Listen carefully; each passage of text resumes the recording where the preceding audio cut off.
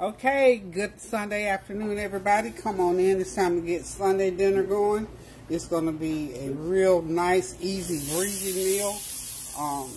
Healthy, tasty, something I haven't done in a while. We having fish on Sunday, y'all.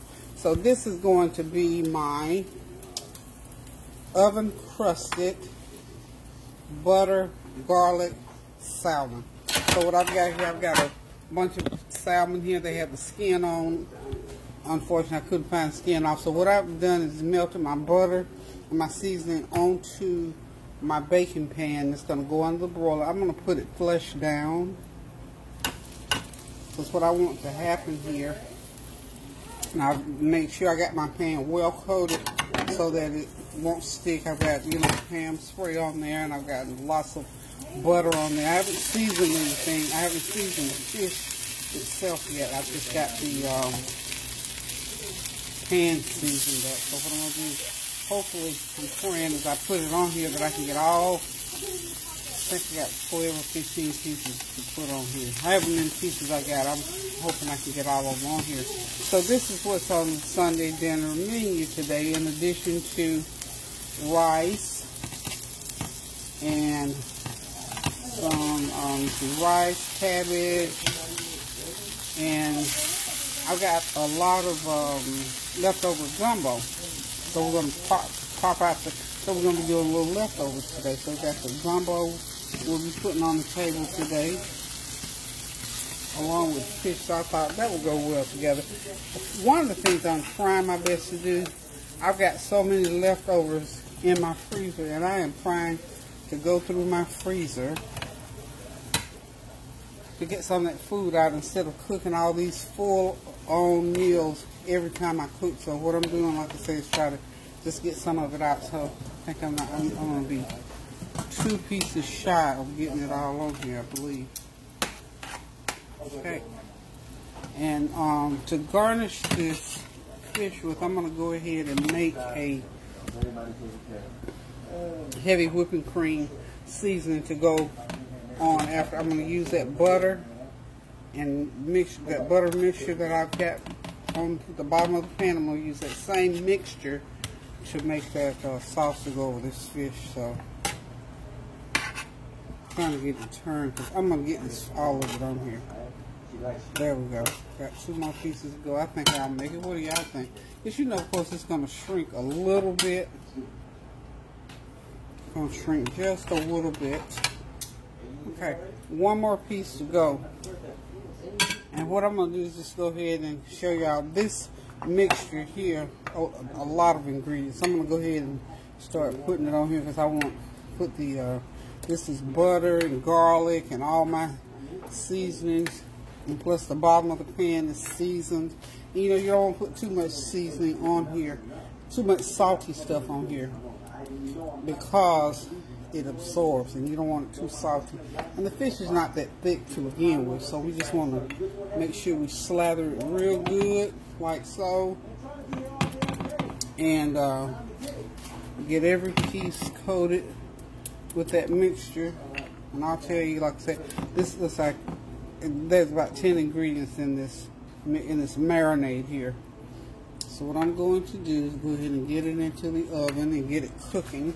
And you see everything is coated pretty good. And like I say, it's not a lot of salt in here because everything is seasoned, and most of the ingredients that I use have a little bit of salt in them. So I just use them sparingly. But what I want is that good old flavor on that. And I've used some heavy-duty garlic and onion powder and peri-peri sauce and all that kind of stuff. So I'm going to put this on high broil for about 15 minutes, because what I want to do, I want to go ahead and crisp up that skin, and then the bottom part will cook accordingly. So hold on, and I will be right back in shortly. Okay, while the fish is in the oven broiling, I have it on a high broil. Like I said, I'm probably about 15 minutes. I made this is the water for my rice, and what I'm putting here, just cook the rice normal recipe off the side of the bag, or however you normally cook it. But the seasonings is going to be the same seasoning basically that I put on the fish. Just have some seasoned rice to go along with that fish, and then we're going to have the kind of a sweet and sour cabbage to go with it on the side, and of course we're going to eat the gumbo. So this seasoning is butter, garlic powder, onion powder, cilantro seasoning, peri peri sauce, or even if you got some let's see, what I'm trying to think. If you don't have the peri peri, you can use what do I have that you can substitute? Sort of, not cumin. I don't want to tell you to use cumin because cumin is very, very heavy. You have to really know what you're doing. Curry powder, that's what I'm trying to think of. Curry powder. You can put curry powder if you don't have the peri peri sauce to put in there. Complete seasoning, black pepper, and I have some Japanese seasoning. If you don't have that, then as long as you get that rice seasoned with some good spices that will complement this fish, you're doing good. So, oh, also one thing too, the chicken bouillon seasoning is a good seasoning to put in there. So, as you can see, I've got it all mixed in, and each thing that I put is a half to a fourth of a teaspoon, depending on how salty you want. So a fourth of a teaspoon to start off with. If you want it saltier, then you put a little bit more. But basically, it's just regular rice. And of course, you got to put butter in there to get it going as well. So I'm gonna go ahead and get this rice started, and then I'm gonna come back and we're gonna do that sweet and sour cabbage. So hold on. Okay, y'all, we're back to get the cabbage going. I've got some sliced onions and peppers. I'm gonna go ahead and start sauteing. And all the seasonings basically, all three dishes are basically the same. Of course, you know, seasoning is what different dishes in different ways as far as taste is concerned. Let me get an apron. This stuff is hot.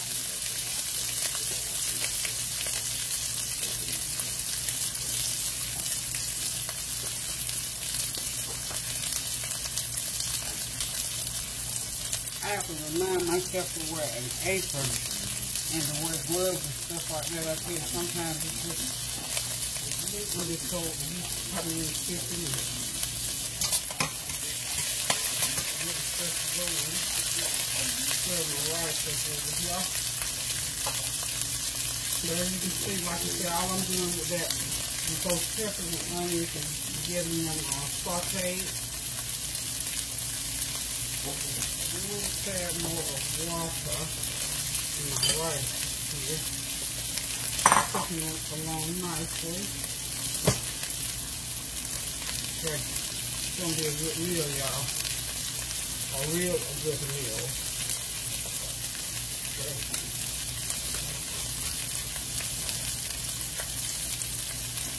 Okay. You know, this saute, we've done this together many times. Just get those onions and peppers nice and soft and wilty. And then, of course, I like to go ahead and season. I use just a little bit of the bouillon seasoning, the chicken bouillon. Sprinkle lightly with that. Put some onion powder on my onions. And, of course, I'm going to give it some garlic to short. I got some minced garlic that I'm going to use. So it's going to take about 5 or 6 minutes on these peppers and onions, and then I'm going to start adding the cabbage in because I want to be a little bit crispy. So that's why I'm going to add them in last, and then I'll start putting my sweet and sour mixture onto them. We're going to have us some nice sweet and sour cabbage to go along with that fish. Alright, alright. I don't know why, but for some reason I am hot in this kitchen just great. Okay, let's get both in my sweet and sour. What I'm going to use is a tablespoon of brown sugar, a couple tablespoons of vinegar, and I've already, and some butter. I put butter into it. Drop some butter right into the cabbage. And that's basically it, because I'm using shredded cabbage. It's already pre-shredded. You know, I like to work smart, not hard.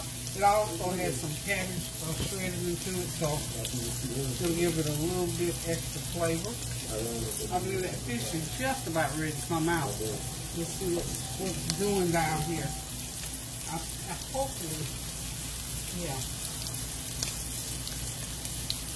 I believe it's done just exactly what I want to do. And exactly what I wanted to do, y'all, was for it that skin to get crispy. So let's see if we can get it out of the oven without a whole lot of to-do about it. Okay. There it is.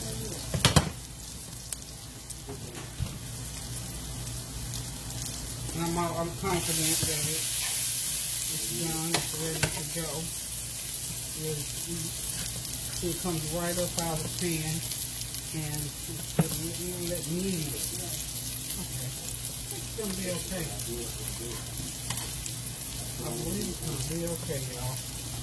I'm going to show it to y'all here. Oh, well, there it is. You can see it right there. It's nice and crisp on top, so we'll be back and I'll make the little glaze that I'm going to put on it.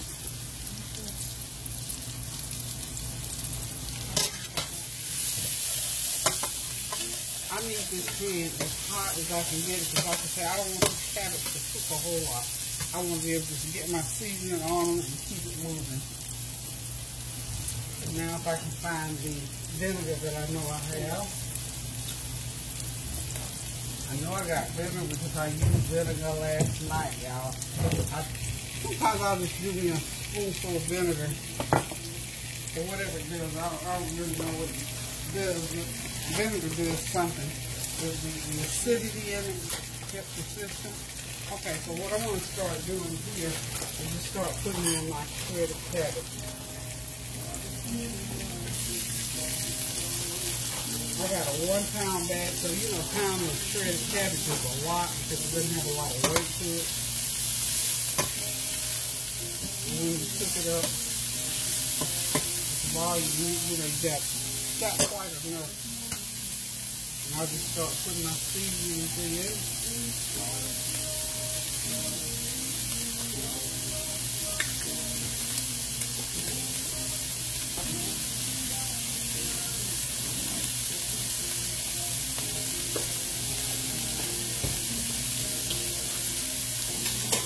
Like I say, the seasoning I'm using is like my onion powder, garlic powder, and my, let me turn that music out here. I don't know if it's playing to something on TV, so hold on 1 second, let me get it turned off.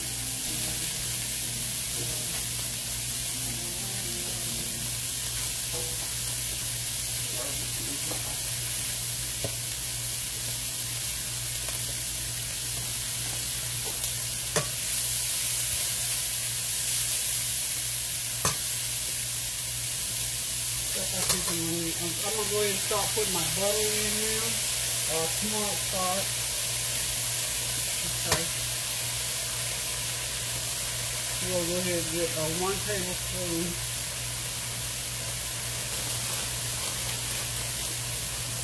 Go ahead and put some more cabbage in. And stir it up. Let's see if you, and make sure you keep that heat as high as you possibly can, because like I say, you don't want to cook it all, you know, we don't want to cook it too much there. We want to cook all the way, but we don't want to cook it too much. Okay. It's just a matter of tossing it, like so. Got to get a little bit more seasoning on that. We'll clean up here so I can draw me up the wall.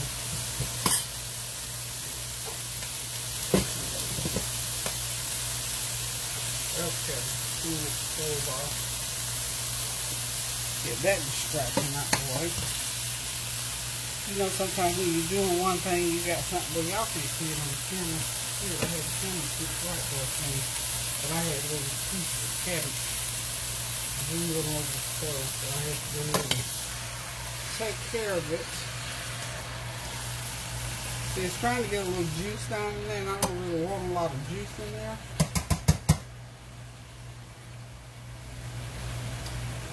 That's gonna be good. I still gotta throw it. I still got cabbage chips, so it's gonna be this will help it to have its crunch. That's why you put it in the stages.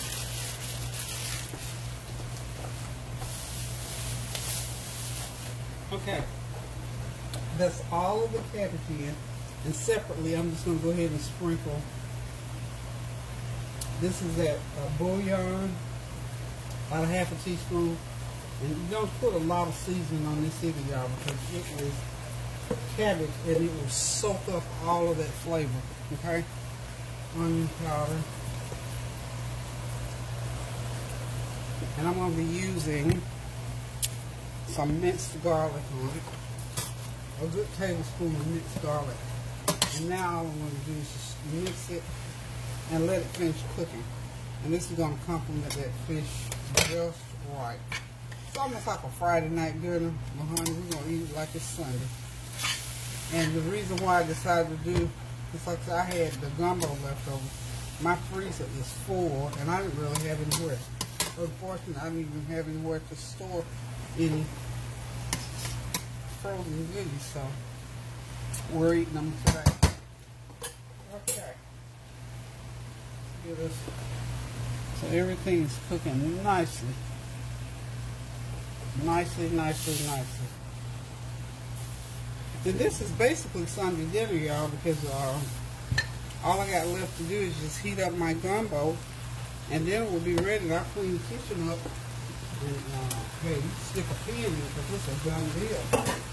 Now at this point, I'm going to go ahead now and pour in about where's my big spoon? Well, you can do it just like this. You can drizzle it a little bit with a little Bragg vinegar. Because I want it to have like a little sweet and sour tang to it.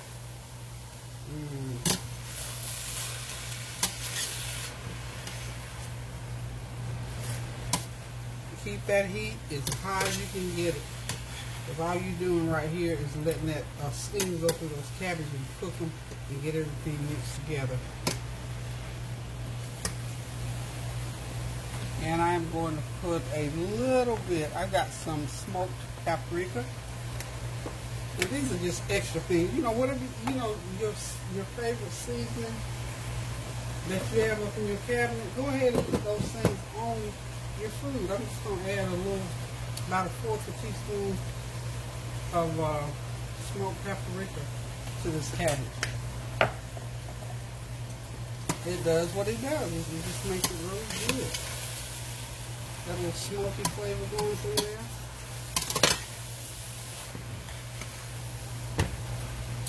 Okay, but like I said, this is a nice, light, easy dinner. Something I don't have to be standing in this kitchen cooking off. But to be honest, I kind of had a run for my money. I had them babies, and so I did housework yesterday. Yum, yum, yum. That's good. So, the cabbage is done. I can turn the heat from under it now. So, basically, this meal is ready except for heating up the gumbo. And what I think I'm going to let them do, I'm just going to take it out of the container, out of the refrigerator container, put it in a nice pot. Oh, the steam is getting to the camera. Okay, that's the steam off that cabbage. Okay.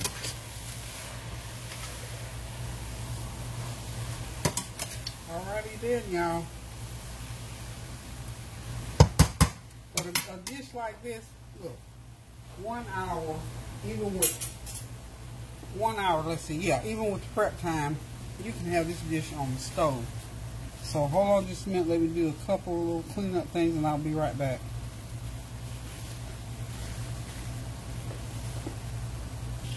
Okay, y'all, here we go. I'm just going to make just some quick, just a white sauce for this fish. I melted a half a stick of butter in my pan, and I've got a 1 cup of heavy whipping cream and a half a cup of just regular milk. I'm going to go ahead and let that get heated up. And when I get it heated, I'm slow heated because I don't want it to curdle, nor do I want it to burn. So this is going to be something to put over the fish to help, you know, moisture and all like that. And there's some juice in that fish where I had all those drippings going down. That's why I put the fish on the box so that juice will go up through and give me a little bit down through there. I'm going to pour that off of the fish into here. And I'm also going to put just a little bit of fish sauce on it. So I have in this pan right now just a teaspoon of my usual seasonings that I use on everything. In addition to that, no, I haven't done it yet. I'm going to go ahead and do me a teaspoon, half a teaspoon of that chicken bouillon, that peri-peri sauce that I've got. Y'all know I make this stuff up as I go along, because I already know what it's going to make it taste like, and I know what I want that fish seasoning to taste like. So you have to keep stirring it so we make sure we do not scorch, burn, or it doesn't stick, and we don't have to try to get the little things out of it and all that good stuff. So just be very, very careful. Ooh, my rice. Okay. Rice is ready over here, y'all.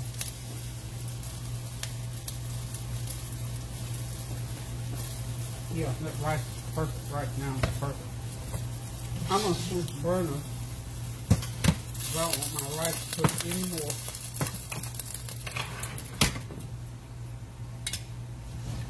Okay, let's move that a minute. I'm going to put my rice on the back burner. Put that back there. I actually got this in reverse. So, I put my cabbage there. I've got, even though I've got this little old pot on this big burner, I had to do it that way because I need the space, y'all. So you have to do what you have to do. And so, we just continue to let this milk slowly heat up. Slowly heat up. Okay?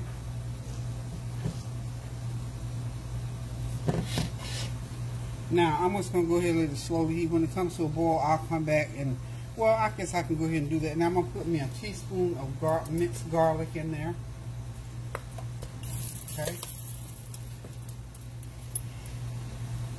Yeah, I put the peri-peri sauce in, the minced garlic, some onion powder, of course. Half a teaspoon of onion powder. And we're going to stir, stir, stir.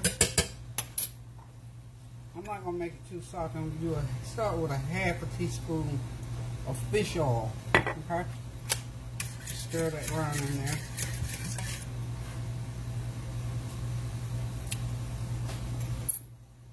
It's going to make a nice little white fish sauce for that fish. Okay?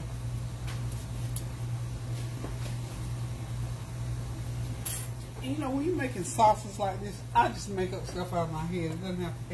It doesn't have to be some kind of rich and famous chef's stuff. I mean, it's my, you know, one of these days I'm going to get these all written down. But the main ingredients is your milk. Getting it done, the milk and the butter is what really makes the sauce. So you got real butter in there, you got real cream in there, and you want to be able to, in essence, taste that cream, taste that butter. If you notice, like I said, I'm slow heating because I don't want it boiling over and I don't want it to scorch. That's going to be really good. Whew, it's going to be wonderful, y'all. Wonderful, wonderful, wonderful. Now, I'm going to go off and I'll be right back. And by the time I come back, see, it's still sort of, and I use a fork to do this with. So I'll do it like with a wire whisk. So, we'll be back in a few seconds, y'all. Okay, so y'all will know I went ahead and poured in and the broth off that fish. Just a little bit more. Okay, I'll leave some in the bottom of the pan, but I poured the rest of that broth into my sauce. And as you can see, it's really heated up some now. And I'm not going to reduce it, you know, by cooking it, reduce it. What I'm going to do is I'm going to thicken it. So this will be a really nice, you know, my family likes gravy. So in other words, I'm basically making fish gravy. So what I'm going to do is go ahead and let it boil, and I'm going to get it thickened up. And when I come back, I will show y'all what it all looks like.